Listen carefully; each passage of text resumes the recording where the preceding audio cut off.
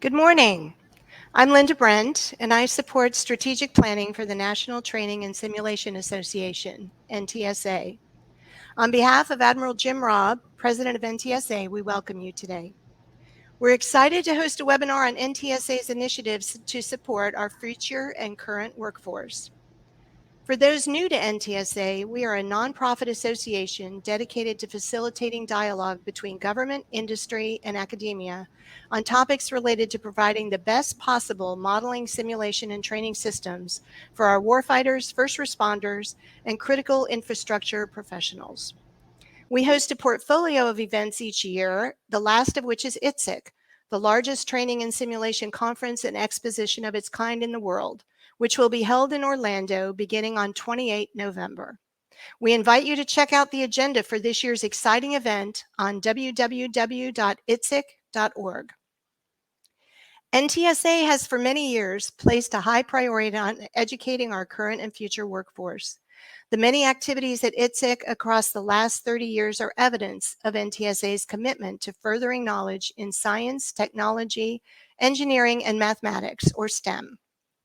Our earliest activity dates back to 1987, when NTSA began offering continuing education credit for key presentations offered during the conference. That program has grown to now offering continuing education credit for most all the papers and many of the events throughout the week of the conference, in addition to tutorials and workshops that we offer each year to further enhance the knowledge base of our workforce in modeling and simulation. Our Certified Modeling and Simulation Program, CMSP, a certification program for M&S professionals, has also been revitalized and will be a focus of today's discussion. We support our workforce through Serious Games Showcase, which provides a competition each year at ITSEC in support of serious games development, an annual event at ITSEC since 1996. We encourage you to visit this year's winners in the EcosySTEM of Learning Pavilion on the exhibit hall floor. In support of our up-and-coming workforce, NTSA has awarded over $500,000 in scholarships since 1989 to undergraduate and graduate students majoring in modeling and simulation and STEM-related fields of studies. These scholarships provided needed support to students as they prepared to enter our workforce. 3 years ago, we also started a career fair and are now hosting several each year in support of our industry.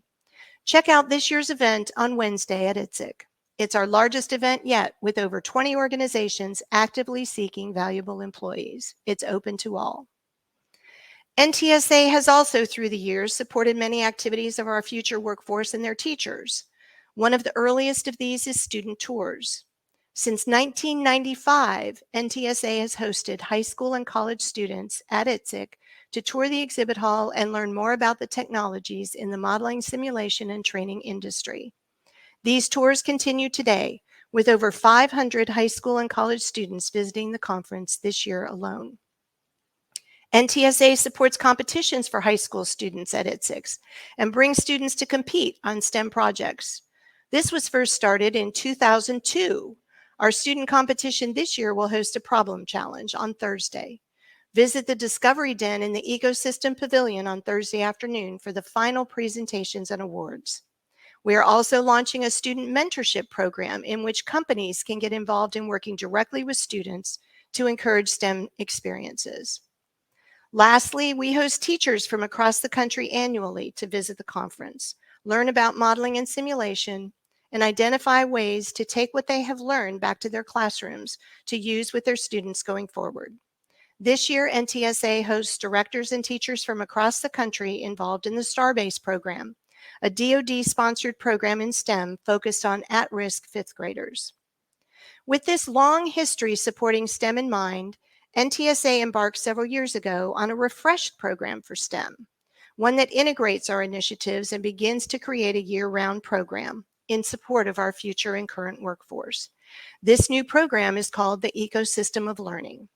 Debbie Berry is supporting and leading this transition to the EcosySTEM of Learning and is here with us today to talk about the NTSA vision for the future.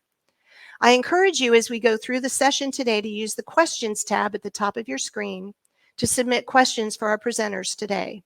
With that, I would like to introduce Ms. Debbie Berry to discuss our new EcosySTEM of Learning initiative. Debbie, over to you. Thank you so much, Linda. I really appreciate that introduction. So I have the pleasure of being the transition lead as we move forward from the prior ITSEC STEM program into the ecosystem of learning. And on the lead chart, I think it's very important to note our tagline, launching future leaders, fostering the future workforce.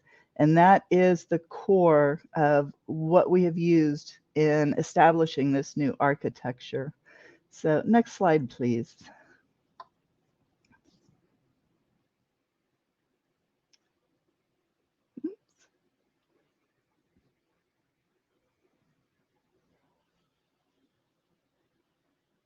Next slide.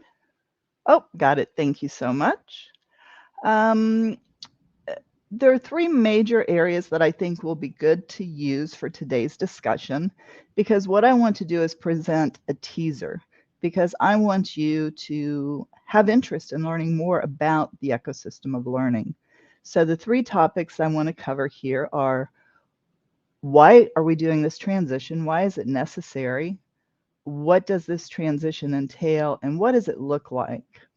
So as far as why is it necessary? We're building upon a great success from the prior ITSEC STEM programs. What we have done is enhanced many of those elements, and we've generated a means of greater collaboration.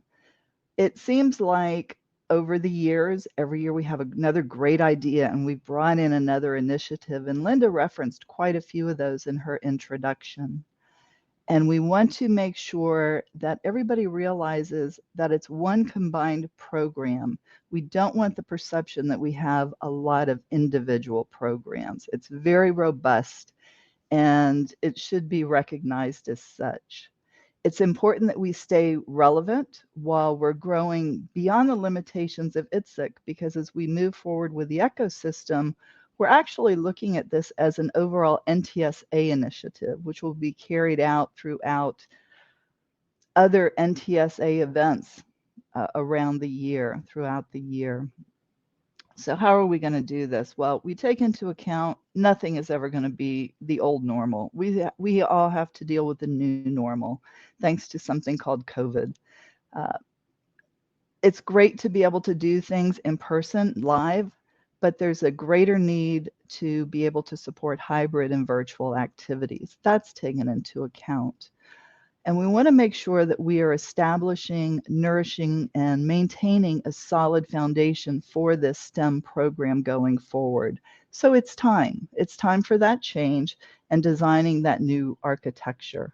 So what does this transition entail? Well, it is a revised structure, and it reflects that those multiple initiatives are in fact under one robust program, the ecosystem of learning. In doing so, we want to make sure we have unified messaging across all the web pages, the websites with ITSEC, NTSA, NDIA, other affiliates, websites, printed material, marketing initiatives, messaging. It needs to be consistent. And going into the ecosystem, we have pulled all of that together so that we do have that unified message of what the ecosystem is. And if you go to the ITSEC website and you select on education, you will find it's now much easier to navigate and find each of those elements. In this design, we are much more agile, so we will be able to quickly react to the needs of the community and better support STEM initiatives across the board. Each of us as individuals, we gain knowledge, we share knowledge differently. We're all unique. Some of us learn through observation, some like interaction, some prefer to be immersed into a situation. We've taken all of that into account in building this robust program. We also know that it's important to be able to reflect ROI, our return on investment, because throwing together a program like this, we have many, many volunteers assisting, but even our personal time is costly. So we want to make sure that we're proceeding down the right path. And we've designed a means to start collecting better metrics so that we are able to in the future critique what best works, what doesn't, where can we improve. And we'll be reaching out to all of you to get your feedback to help us move forward. Um, so the last part of it, so what is this? Okay, again, it's a robust program, and it's built upon 4 main nuggets or cornerstones. We don't want it to appear as stovepipes. Again, it is a collaborative program. So we've used cornerstones and identified 4 key areas that all of the initiatives will fall under. Those 4 are outreach, the discovery den, focused workshops, and career investment. Linda touched on each of those. If we can go to the next slide, I'll go through a further breakdown on what each of those entails. Within outreach, you will see student tours, which are a tradition usually on Thursday. We have ROTC and college visits as well. The third item there, site visits could be going into the facility of perhaps one of our sustaining members and allowing students and teachers to see what a day in the life of might be like. Let's show folks, our students, that this is an industry that is absolutely amazing. Modeling and simulation is it's a great opportunity, and it's awesome to be able to support our military, our industry globally as well as domestically. Going into the next cornerstone that's listed, focused workshops. We will have programs oriented around teachers as well as students, also the current workforce, for continuing their educational opportunities. We have a robust mentorship program that is being put in place this year. And again, these are all teasers, so you're going to come by our booth, our information desk at ITSEC, and pursue more information on each of these. The career panel will be a great opportunity for some of our modeling and simulation professionals to talk to students and answer their questions on why they may or may not want to go into this field. The Student Hard Problem Challenge. I do not know what the challenge will be this year. I'll be as surprised as everybody else. But it's going to be extremely entertaining if you're observing. I'll say that. And then the outbrief will be in the Discovery Den afterwards. And we're continuing with quarterly webinars based upon what we believe are pertinent topics, but we also need to hear from you on what topics are beneficial for you as you're continuing your educational, your professional endeavors. The third cornerstone, Discovery Den, largely replaces what we had called the STEM Pavilion. It's a multi-purpose, multi-function footprint on the ITSEC floor, which can then be later duplicated at any of the NTSA events. This year, we will have an information desk, which I know all of you are going to come to now because I keep reminding you. And you'll be able to find out more information of what's going on, the exhibitors that are in the den. We will have an agenda published, and I believe it will also be on the ITSEC app, of the briefings that will be occurring in the presentation theater, and all of those are scheduled. So please come check that out. And as Linda mentioned, the Serious Games Showcase will also be on the floor in the Discovery Den. The last cornerstone is career investment. Again, we combined like activities.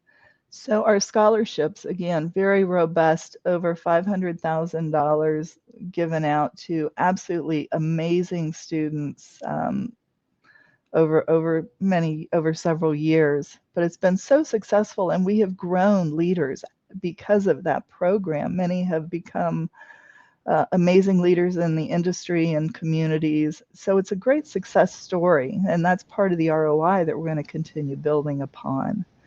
The career fair on Wednesday. Continuing education units are offered in cooperation with UCF, and we're continuing with our university collaboration. So as you can see, the activities that we've had over the years are still there. We've just restructured and tried to make it more collaborative and building it up to a totally robust single STEM program, which as it grows, it goes beyond ITSEC. It's going to take some time, and if you would like to get involved with any of these initiatives, please feel free to reach out to us and make sure you stop by that information desk at ITSEC and find out more. So with that, Linda, I'm through my slides. I'll turn it back to you. Linda, you're on mute.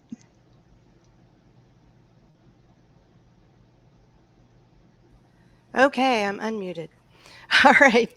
Debbie, thank you so much. We're so excited about all of the initiatives that support our workforce and appreciate your sharing that vision of the future. And again, we really encourage you to learn. There's so much going on at ITSEC, but if you take a few minutes to stop by the pavilion and really understand and learn and see how you can get involved, I think you'll find some great opportunities. So now we want to really highlight one of our programs specifically, and I want to introduce Ivar Oswald. Ivar and his committee have been working diligently over the past 2 years to revitalize our CMSP program. This is a key program within our ecosystem, and we encourage you to consider it as a meaningful way to grow competence in your organization with growing knowledge in modeling and simulation. So Ivar, over to you. Thank you very much. I appreciate that introduction. Yes, it's a pleasure to be here and talk about CMSP. CMSP really is sort of a microcosm of the overall ecosystem of learning kind of approach. And so it's a pleasure to be here to talk about it and to continue some of the themes that Debbie was mentioning in the way the ecosystem of learning is structured, in the way CMSP is moving forward. First, I think it's useful to talk about what's the certification, what does it show in terms of a person who attains it. It really is an indicator of a defined level of knowledge. In our case, we have four levels that I'll talk about, but it articulates a certain level of expertise. And that's true whether it's CMSP or Net Plus or PMP, any of the certifications. They allow the community to understand the kinds of knowledge that the person with that certification has. The other thing is currency. Having a certification requires recertification on a regular basis. And so one of the other things that certification program provides is the indicator that the person who has it has that kind of currency. They are taking the time to stay engaged in their field and stay current with the technologies, the processes, the activities in that field. And that's a discriminator that is unique in the sense of even a terminal degree in modeling and simulation that someone has achieved. While a great achievement, it may have taken place a number of years ago. And so as time progresses, CMSP really does show that currency. And as Linda mentioned, we did start the 3.0 revitalization of CMSP about in 2019.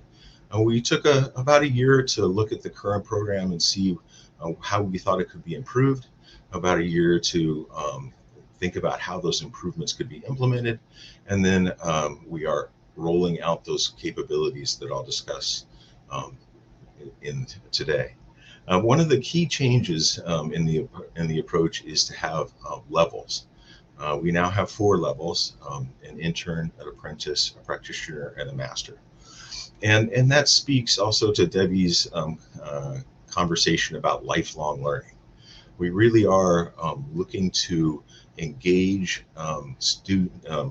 people when they are students in the high school and in community college level, and then as they progress in their career, both in terms of years and academic achievements, through the apprentice program, which then focuses on more of the skills that are needed in the modeling and simulation arena, the practitioner, which really is the ability to lead a team and execute in this important technology space. And then a master who is proficient at a variety of different kinds of skills that are needed in the M&S space. So that change allows us, again, like the ecosystem of learning, to really engage at multiple levels with multiple points within someone's career so that they can achieve this certification. We are continuing to develop and enhance this program. I'll talk in the next slide about some of the initiatives that we're leaning forward on. But I'm fortunate to have an executive committee and 5 committees that are helping to implement the CMSP program. Like in the ecosystem of learning, outreach is a key aspect of that activity, and we have an awareness and outreach committee that engages with a variety of different kinds of folks within the academic, industrial, and DoD space. So that's an important parallel to the ecosystem of learning in the sense of CMSP is engaging with those kinds of different aspects across the modeling and simulation community. We also have another one of our committee which focuses on the social platforms, things like LinkedIn, again, to allow for that kind of connectivity and that kind of community building. Just like Debbie was talking about in the terms of the evolution of the ecosystem of learning, CMSP is evolving into becoming a much more robust and lively community of practice. And that's something that we continue to work to extend. And so some of the areas that we're working to advance that community of practice, we have a newsletter now that goes out quarterly that talks to the initiatives and activities that are going on in CMSP. We have events. For instance, at this year's ITSEC, we'll have a focus event on Monday, leading a panel session of CMSP professionals and others who are contributing to the activity to talk about their experiences with CMSP, some of which have had it for a long time and some of which are working to achieve it now. And that way we can get the full range of kind of points of view in terms of CMSP and its utility within a variety of different levels of career stages and types. Also at ITSEC, we will have a professional development workshop on Friday from 8 to 12 to talk in some detail about CMSP, the exam, and provide the kinds of information and knowledge that will better prepare people to take the CMSP exam. One of the exam right now is a take-home exam. It used to be a week long, and we've narrowed that to a day to focus on really the key knowledge, skills, and abilities that any modeling and simulation professional should have. But we are always looking for ways to improve the program, and 2 ways that we're thinking of now are having a proctored exam and an oral exam.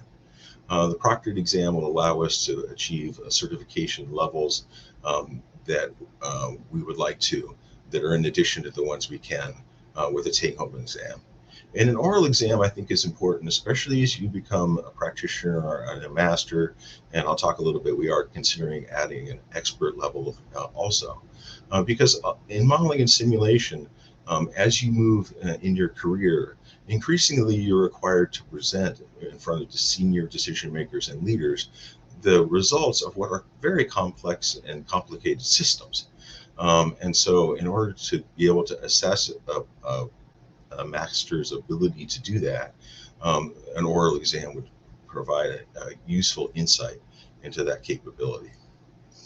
We're always looking to coordinate with other societies and within academia, on the university and college front, but also with other professional associations, things like MORS or SCS, where we can work together. And in an instance like MORS, separate a range of community of membership, but a fair overlap also, and that way we can benefit to the best benefit of both, I guess. In the sense of the U.S. DoD, that each of the services has modeling and simulation tracks and professionals. In the Army, it's FA-57, in the Navy 6202, in the Marine Corps, for instance, 8825. And these are subspecialty designators or codes that are attained. In some cases, become the career path of the individual in the Army, for instance, for the rest of their service. So they also have credentialing activities that those uniformed personnel go through. And we're looking at opportunities to cross-certify so that as they get their professional credentials within the military branch, they can avail themselves of the credentialing within the CMSP space as well. It's, again, one of those cases where it seems like it's very much of a win-win. We're also finding that there's as much as everyone here knows, there's a lot of variety in the modeling and simulation community. And so although having an exam that indicates a level of competency particular to each of these four designations is useful, it's also useful to have certifications that focus in particular areas. And so we've reached out to the current CMSP folks and asked, what they thought some useful subspecialty designators might be. And as one might suspect, things like modeling, simulation, and analysis is one, having that analytical orientation. The VV&A is another. And as gaming and gaming simulations, serious games, those are all becoming much more a part of the modeling and simulation space. And so that's an area that we're also looking into including as a subspecialty designator within the CMSP program. And finally, like we're doing today, we're engaging and trying to remain interested in activities that are going on outside of the US as well. NATO has, for instance, one of the few modeling and simulation centers of excellence. And they also have a modeling and simulation series of working groups, one of which is focusing on some of these credentialing kinds of issues.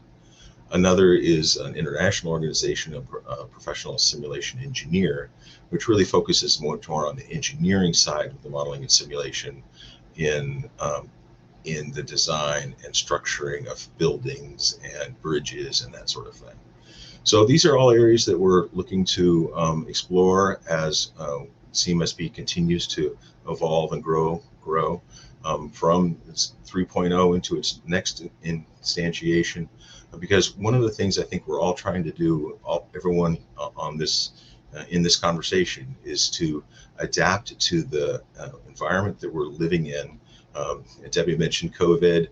There's also a lot of challenges when it comes to hiring and retaining personnel that are skilled in this space, because there are a lot of different areas that they can work in. Trying to credentialing is one way to try to help to address that. It allows us to understand what our skill sets are, and for us to communicate those, and for us to live within a community of practice where those are fostered and grown throughout a person's career. So those are the sort of the taking the ecosystem of learning as the overall context, and then looking at how the certified modeling and simulation professional program is, again, as I mentioned, a microcosm of that overall initiative. So look forward to questions, and back to you, Linda. Okay, thank you, Ivar. Boy, you and your committee have done amazing things in terms of raising the professionalism and the professional credentialing opportunities for modeling and simulation. So thank you for all of that. And a follow-up question, there were a couple questions that were submitted when people registered. And one of those questions as a follow-up, Ivar, to you, any recommendations for people who will be taking the apprentice level exam as to how to study for that exam? Sure. Yeah, and as I mentioned, really the intern to practitioner and master's level really go through that what is very common, right? The knowledge, skills, abilities, and proficiency levels. So at the apprentice level, we're really looking at some of the fundamental understandings that are needed to be a simulation professional. So for instance, distributed and federated simulation systems are becoming much more prevalent. And so an understanding of protocol sets like HLA, DIS, TINA, it is one of the kinds of fundamental pieces of this space that you need to understand as an apprentice. Another one, for instance, focuses on the process of how you design, develop, deploy, and analyze the results of simulations. So that's really focused on processes like DCEEP, the Distributed Simulation Engineering and Execution process. So at the apprentice level, you have to have some of those foundational concepts as skills that then as a practitioner, you learn how to apply. Okay, and maybe a question for both of you, but maybe we'll start with you, Debbie. So how, we're busy in our own worlds, in our own companies and organizations and academia and whatever. So how can we find ways to participate in the ecosystem of learning and part of NTSA's initiatives? Wow. There are so many opportunities to participate. Through sharing, if you're a subject matter expert in a particular area and you would really like to share that with the young minds who are future workforce, perhaps a briefing in the Discovery Den in the theater. If you are an active gamer, you might want to tap into the Serious Games Showcase. So use your passion, your skills. I realize it's all time consuming, and time is a very valuable asset, which makes it almost impossible sometimes, right? We're all spread thin. I feel like the opportunities are endless. It depends upon what a particular person's interests are, because I'd hate to go down the wrong path, but I would love to talk to anybody who is interested in a specific area. I know that's not much of an answer, but there's so many opportunities. Even starting with submitting a paper to ITSEC and become involved with that environment, with that extended family, so to speak, which is how my participation started many years ago. Okay. Ivar, did you want to add anything? Are you good? I think engaging in the certification itself.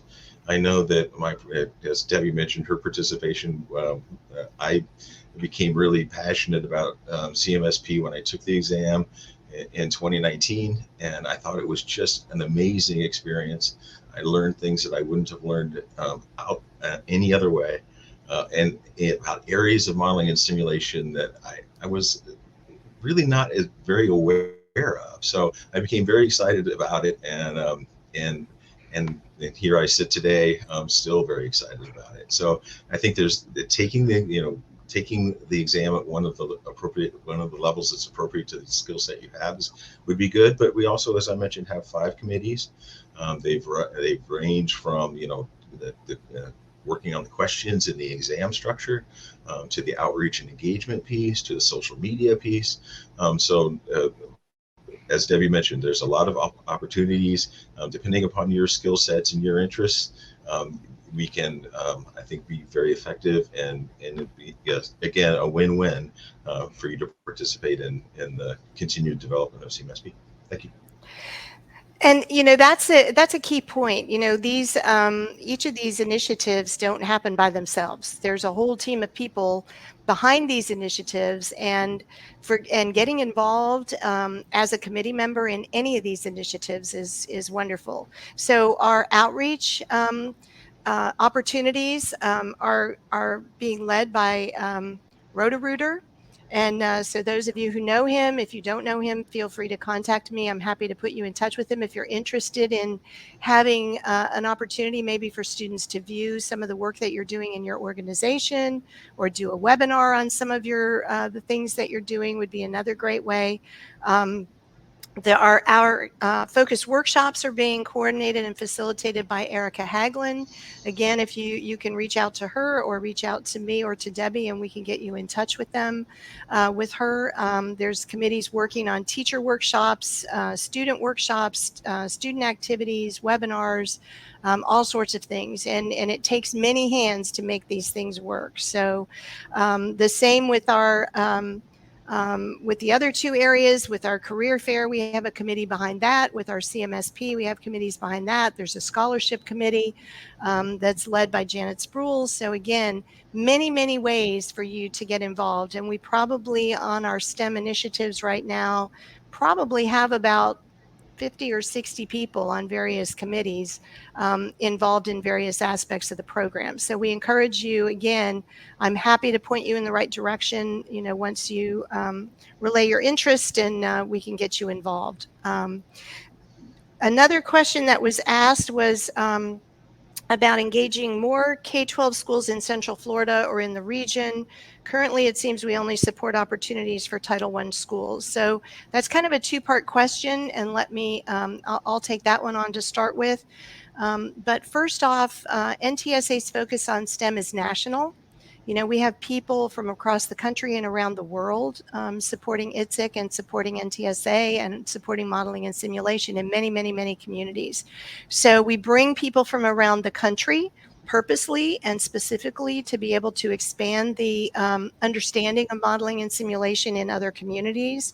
But one of the areas we found as we've gone through all these years, I talked back to 1989 and some of these initiatives starting, we found that the same schools kind of were getting involved over and over again, and that we were not reaching some of the schools that had really high risk students. In other words, students that are not often afforded, underserved would be a better way to put that, underserved populations, and Title I schools represented a lot of the underserved communities. And so we specifically put an emphasis locally when we're bringing in students for tours over the last couple years, and bringing in opportunities for students. We focused on Title I schools to provide those underserved schools opportunities to learn more about modeling and simulation, with the long-term objective of bringing more STEM activities into those schools and offering those students more opportunities to grow. We still offer tour opportunities across the board to many. We go as far out as St. Johns County and Duval County, inviting teachers in and students in. But again, if you know teachers or know people in those communities you'd like to get involved, please get in touch with me and we can reach out to them as well through one of our committees and one of our activities. And we also are bringing in students, for example, from Haggerty High School, which has been very involved in modeling and simulation, are going to be involved in the problem challenge this year at ITSEC. So we have local presence. We also are encouraging national presence through the activities that we're doing. I don't know, Debbie, did you want to add to that at all?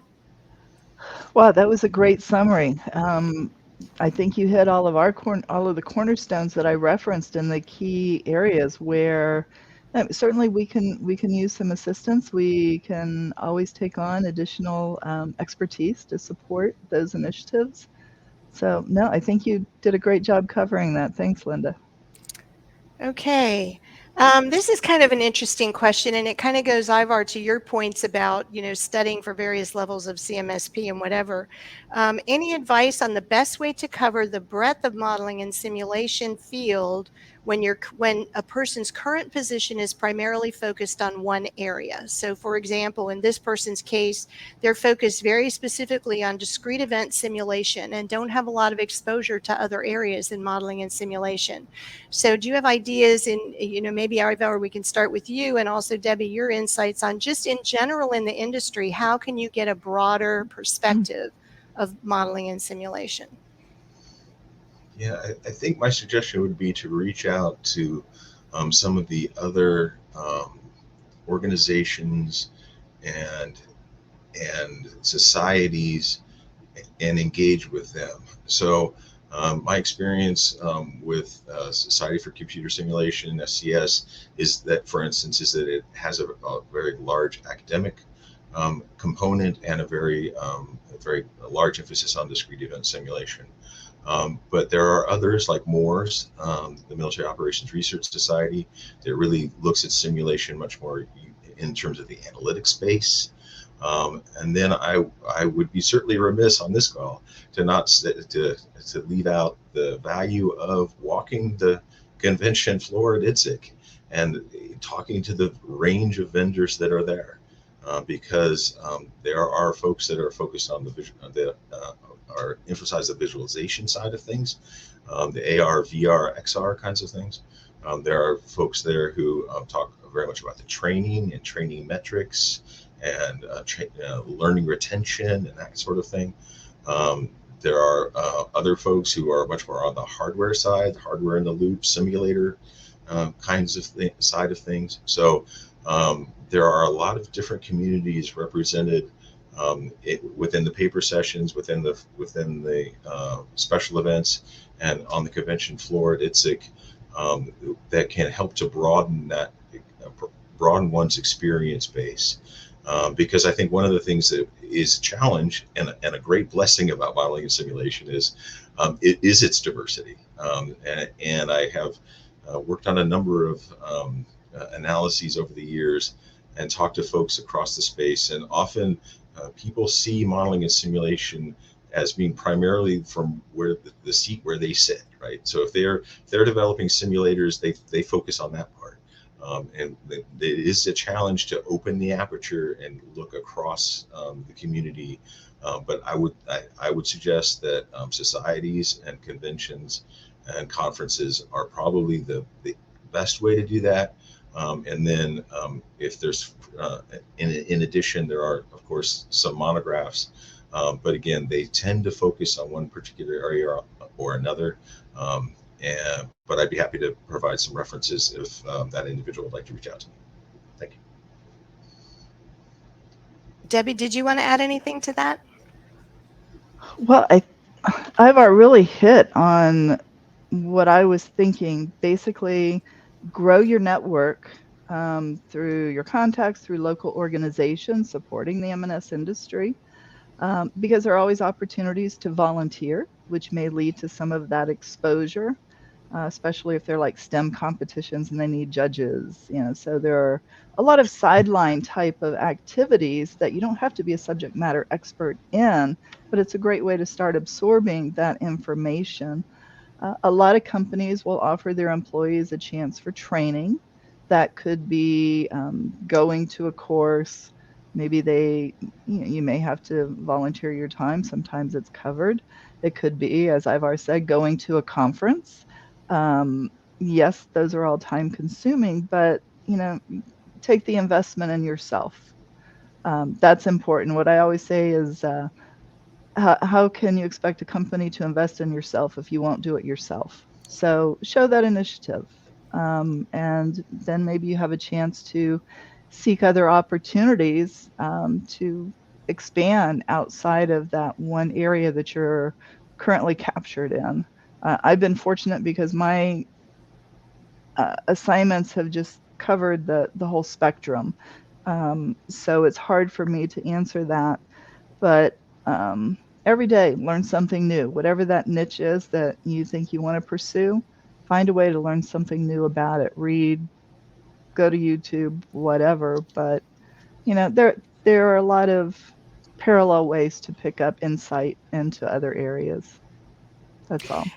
And there are also university programs. The first undergrad degree was actually at Old Dominion. They've now sort of morphed that degree and expanded it a little bit, but there are graduate degrees in modeling and simulation, University of Central Florida, UAB, Arizona State, I think, still has a pretty aggressive program. Kansas has a lot of activities in M&S, as well as, again, ODU and others. So, reach out and find formal programs that might broaden your experience too, if you're interested in further education. So related to that, how do we know, as we look at our workforce, and look at the needs of our workforce, which is growing, right? Both our discipline is growing and opportunities are growing, and our workforce is aging out. And so how do we know we're really making a difference with our ecosystem of learning, Debbie? What about metrics? How can we measure what we're doing effectively? Wow. Well, we are starting to look at how we can build upon the metrics that we've had in the past. For example, we've maintained records of who our scholarship winners have been and where they have gone to, some of which have become great leaders within the conference.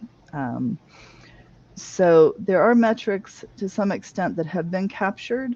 We're going to reach out to determine what is best to be captured. We want to make sure that those who are investing their time and participating in these activities are getting something out of it. So those who participate, we're going to be doing follow-ups to make sure we meet that we have met their expectations. That in turn helps us define what the participants' view of an ROI would be versus what ours is. They may be the same, they may not. A lot of it is going to be designed over the next couple of years as we go forward. But some of that is going to be in repeat participation. If we have a one-time participant who moves on, we probably didn't meet their needs. So we need to understand why, because we do want this program to grow, and we want those who are leaders to have a chance to step up and really participate in a leadership role in these programs within the ecosystem. I think that by defining it with the 4 cornerstones, it makes it much easier to identify your area of passion and go from there. It's not really an answer. I'm sorry for that, because there's still so much being formulated still, because as we transition into the ecosystem, we're still evaluating all of that. Yeah, And and I'd like go ahead. I was just going to say, and following up on Debbie's theme about people who re-engage after engaging the first time, one of the metrics that we're going to be very interested in tracking that is now we can now focus on is the number of people that are entering CMSP at each of these levels and how they perceive from one level to the next. Because that is again this really important indicator of engagement and value. Because if people are moving from apprentice to practitioner, they saw enough value in the apprentice program to want to make it worthwhile for them to become to go to the next step, and that's sort of where the rubber meets the road in some of these conversations. Exactly. So those are the start of some longitudinal metrics that we can start gathering on folks. We're also, as we institute, for example, our new teacher mentor program, we're bringing teachers from local and across the country this year, but we're expecting a commitment from them on an ongoing basis, and we're going to track that commitment based on what they take back from the conference, what they engage with their students. They'll come back together again and share some of that throughout the year. They'll bring students then in the following 1 or 2 years as they get a program or opportunities up and running. They're going to be bringing students then to ITSEC, so that we're trying to create that longitudinal way to impact students all the way through into the workforce. So those things are ongoing. You'll hear much more about those as we go forward. But as Debbie said, as this whole ecosystem is refined and grown, part of that process is establishing those ways that we can now track progress throughout. And as Ivar and his committee have done as well through CMSP. So maybe in the last few minutes, what about how can we find out about what is going on at ITSEC? Specifically, let's start with you, Ivar. Specifically for CMSP, are there specific things that I can come to as a member of the conference and participate in to learn more, or to meet other folks who are CMSP or whatever? Do you want to talk to that for a moment?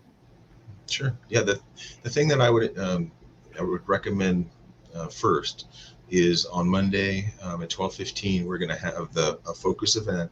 It'll be a moderated panel session I'll be the moderator, and there'll be four panel members with a variety of experience and length of time that they've had their CMSP to speak to the overall program and what they've seen as value added. Then after that, there will be a meet and greet. And so between those two, that'll be a good chance for folks to get an overview of CMSP and also to talk to individuals afterwards during the meeting and ask specific questions. Then there in the program material, CMSP folks with CMSP certifications are recognized, so you can look at various presentations and attend those that are of interest to you in terms of the subject, but also in terms of the credentialing of the presenter. And then there will be information at the NTSA booth, and people there to answer questions on CMSP. And then finally, at the end of the week, there'll be a 4-hour professional development workshop, which really goes into some detail and focuses particularly on some of the subject matter that is important in successfully taking the exam in terms of the overall set of knowledge. So that would be a way for a person to engage on Monday and really get a sort of hit the ground running with that particular point of view. Okay, excellent. So a whole week of activities for CMSP. Thanks, Ivar. Debbie, how about the ecosystem of learning? Well, I made a few notes. The ITSEC app will have the schedule of events for the conference, and we plan to have the activities from the Discovery Den there as well. So the presentation theater and our workshops, our various workshops for all levels, students, teachers, workforce enhancements. For interest in student tours, definitely Roto's the person to reach out to. That is a great opportunity, and if you are one of our exhibitors and you would like to host students in your booth and help make an impact on that future workforce, then please reach out, let us know, because I know Roto would love to be able to bring the visiting students by your booth so you can show your expertise and possibly find some future employees. Don't forget about the career fair that we've discussed to learn additional opportunities. The Serious Game Showcase is absolutely awesome. Make sure you go and vote on your favorite game. And most importantly, as I've said before, visit our information desk in the Discovery Den so that we can get you on the path on further engaging with the ecosystem of learning. Awesome. And I would just Go ahead. add that on the days where students are in attendance, it's very interesting to follow their progression through the vendors and listen to the vendors give a very brief, very concise, student-oriented view of what they provide and what their distinctions are and that sort of thing. So it's very helpful for to get that insight, and then it's very interesting to hear the students ask the questions that they do. What are they interested in? What are they focused on? And that gives it, from a CMSP point of view, helps give me insight. And they're the folks that are people we want to engage with. What are they thinking of? Yeah. And one more thing that came to mind, we have had a few companies that have had virtual tours for our students. And with the Discovery Den, it might even be possible to do that from the theater if we were able to pipeline in. So if you're interested in that, possibly doing a virtual tour for some of our students, our future workforce, then please reach out, let us know. It's a great opportunity. Excellent. So again, as both Ivar and Debbie said, you're going to see teachers and students around the conference throughout the week. So on Monday, we're going to have local teachers from around the Orlando area who'll be doing a workshop.